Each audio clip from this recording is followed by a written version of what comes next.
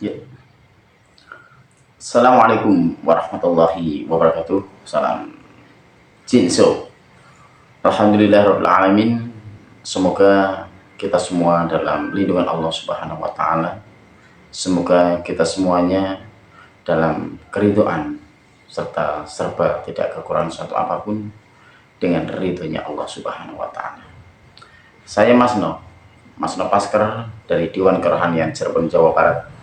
Pertama-tama saya menyapa pada saudara-saudara saya seperguruan, yaitu perguruan IKS Bergerak Sakti, dimanapun berada, dan umumnya kepada siapa saja yang bisa menyaksikan menonton video ini. Semoga semuanya baik-baik saja dan salam kenal yang belum kenal.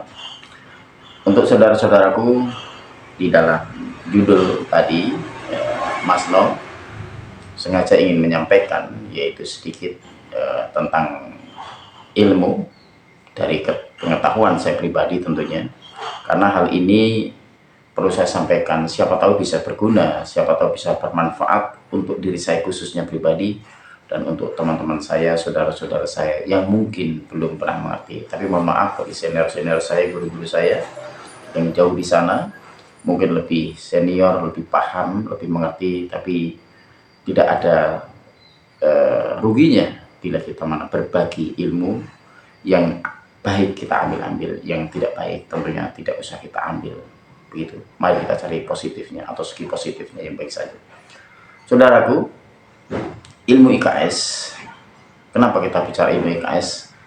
Karena di dalam ilmu IKS itu diajarkan baik dari fisik maupun non fisik, ya. Ada ilmu spiritual, yaitu ilmu rohani, ilmu tenaga dalam. Ilmu tenaga dalam itu yang berasal dari lubuk hati atau di dalam tubuh manusia atau di dalam kalbu manusia. Harus penuh dengan keyakinan, kemantapan serta keikhlasan. Ya. Siapa yang punya ilmu? Sejatinya manusia hidup setelah dilahirkan di muka bumi ini adalah sudah mempunyai wadah ilmu. Oke, saya tidak akan membahas ilmu itu tempatnya di mana atau wadahnya seperti apa dan cara bukanya bagaimana. Mungkin di dalam segmen yang lain, insya Allah. Di sini mohon maaf, saya ingin menceritakan atau sedikit mengulas atau membahas tentang ilmu IKS itu yang Anda miliki itu bisa jadi luntur, bahkan bisa jadi tumpul. Nah, ini yang perlu kita pahami. Makanya banyak saudara-saudara kita atau anak-anak kita di dalam mempelajari ilmu IKS ini kadang-kadang kok nggak seperti dulu ya. Dulu perasaan saya ini kalau belajar apa-apa, khususnya pengobatan, cepat sembuh, cepat bereaksi, dan cepat berhasil. Kenapa akhir-akhir ini atau kenapa saat-saat ini saya begitu nggak cepat sembuh, bahkan mempelajari ilmu selain itu? Saudara-saudaraku, yang perlu diketahui adalah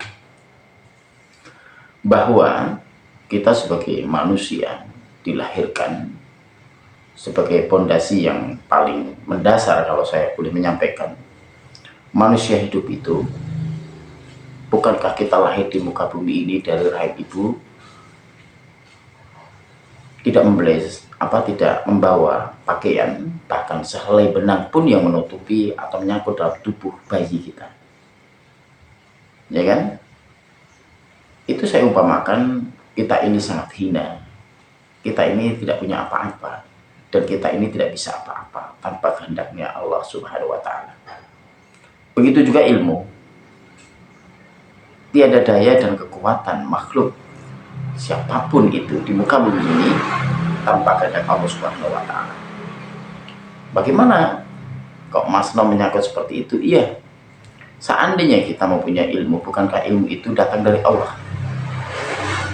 Bila ilmu kita yang kita dasari, yang kita yakini bahwa ilmu itu datang dari Allah, dan bahkan kita lahir di muka bumi ini tanpa memakai sehelai benang pun, apalagi pakaian, apakah pantas kita sombongkan? Apakah kita pantas untuk menyombongkan atas sesama manusia ciptaan Allah? Lebih-lebih daripada Allah Subhanahu wa Ta'ala. Na'udzubillah min dzalik. Astagfirullah. Ini sangat disayangkan. Maka dari itu, saudaraku, Bapak Raden Toto Tongkindarto, Guru Besar IKSP Kelas Sakti. Saya masih ingat wejangan-wejangannya beliau di saat saya bersilaturahim ke rumah beliau. Saya sempat, kalau di zaman dulu ya, tahun saya ingatnya tuh kurang lebih tahun 95 atau 1995, itu saya berserta saudara saya yang sudah almarhum itu datang 2 hari ke rumah beliau. Tapi dalam waktu itu kan ada jadwal khusus bisa menemui beliau, jam-jam dan waktu tertentu yang bisa ditemui untuk menemui beliau, maksud saya, karena beliau begitu sibuknya, begitu sangat tirakatnya begitu luar biasa, Masya Allah. Semoga beliau ditempatkan di tempat yang layak di surga Allah Subhanahu wa Ta'ala. Kembali lagi, saya ke situ 2 hari 2 malam tidak bisa menemui. Saya bisa cuma permisi kepada ibu serta saya di terasnya. Akhirnya saya balik lagi 2 hari, saya beserta saudara saya yang ada di Kalimantan, Sumatera ya. Akhirnya saya menemui beliau. Saya bertanya, Pak, saya kepengen begini, begitu, ingin begini, begitu, dan seterusnya. Masya Allah, saya masih ingat terngiang-ngiang di telinga saya.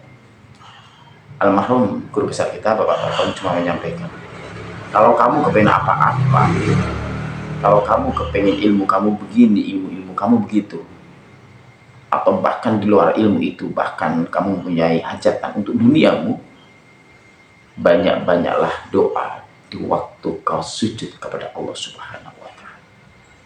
Di waktu kau sholat, sujud terakhir itulah kau berbanyak doa memohon kepada Allah Subhanahu wa Ta'ala apa yang kamu minta. Subhanallah, saya ingat waktu itu.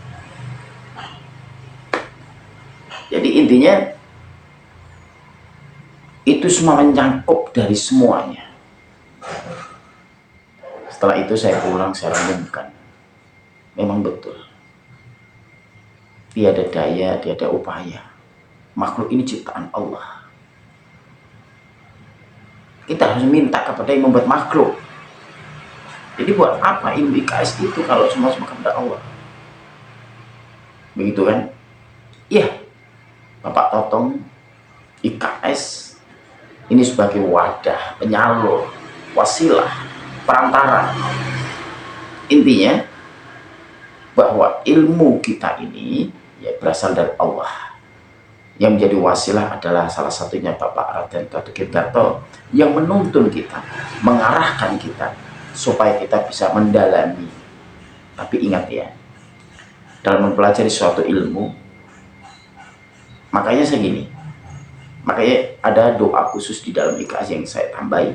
Ini bukan berarti saya menambah-nambah doa dari guru besar atau dari pusat, ini tidak. Saya selalu mengajarkan, bila mana ada doa IKS, di situ doa apapun, dari A sampai Z, dari buku 1 sampai halaman 1, dan seterusnya, saya selalu menambahi untuk khusus diri saya dan anak-anak saya. Selalu saya tambahi, la khawla wa la quwwata illa billahil aliyyil azim. Ya Allah, tiada daya dan kekuatan kami sebagai manusia, makhlukmu, ciptaanmu, tanpa kehendakmu ya Rabb. Begitu. Jadi kita menyadari bahwa kita bisa, kita sakti ya, tanda kutip, ini bukan karena ilmu kita, bukan karena IKS kita, tapi karena kehendak Allah Subhanahu wa Ta'ala. Ini menjadi dasar ya. Itu makanya kalau ilmu kita ini bisa luntur bahkan tumpul, saya yakin itu bisa karena ulah kesombongan kita, yang mungkin kita merasa bisa, yang mungkin kita merasa pintar, atau bahkan kita merasa sakti. Orang yang merasa pintar, orang yang merasa sakti, itulah yang akan membuat dirinya sombong, karena sombongan itu hanya dimiliki oleh syaitan, iblis, sehingga dilaknat oleh Allah Subhanahu wa Ta'ala karena kesombongannya beliau. Sewaktu tinggal di surganya Allah, sujud kepada manusia, iblis itu merasa sombong, terbuat dari api, lebih hebat mungkin kata setan, sehingga menyombongkan diri di hadapan Allah, tidak mau sujud, bahkan hingga akhirnya Allah mengutuk iblis atau setan itu turun ke bumi atau keluar dari surganya Allah. Ini, bukankah kita manusia yang dimuliakan oleh Allah Subhanahu wa taala? Tetap manusia, tetap tempat kesalahan, lupa, tapi setidak-tidaknya kita punya rem, kita sedikit belajar demi belajar, sedikit belajar, sedikit terus, sampai kita nanti menemukan ilmu yang sejati. Intinya, yuk kita mencari ilmu yang sangat dan tentunya yang diridhai oleh Allah Subhanahu wa taala. IKSP Sakti menjadi wadah naungan. Kalaupun ada ilmu di IKSP Sakti, itu menjadi wasilah supaya kita bisa mendekatkan diri kepada lillah, kepada Allah Subhanahu wa taala. Insya Allah dalam segmen yang lain akan saya ceritakan, akan saya sampaikan beberapa ilmu yang perlu kita gali dalam belajar ilmu IKSP. Untuk adik-adik, untuk saudara-saudaraku para senior, mohon kritikan dan mohon sarannya. Dan saya selalu terbuka, welcome untuk siapa saja, untuk berdialog, untuk diskusi, bahkan untuk saling sharing. Bisa komen di channel saya ini, Mas Nopaskar, atau mungkin bisa merequest ilmu apa yang perlu saya sampaikan. Insya Allah selama saya bisa, akan saya sampaikan. Insya Allah akan saya mengatakan apa yang saya ketahui, dan tentunya mohon maaf apabila ada kesalahan dari saya pribadi. Mas Nopaskar dari Cirebon. Assalamualaikum warahmatullahi wabarakatuh. Jinso.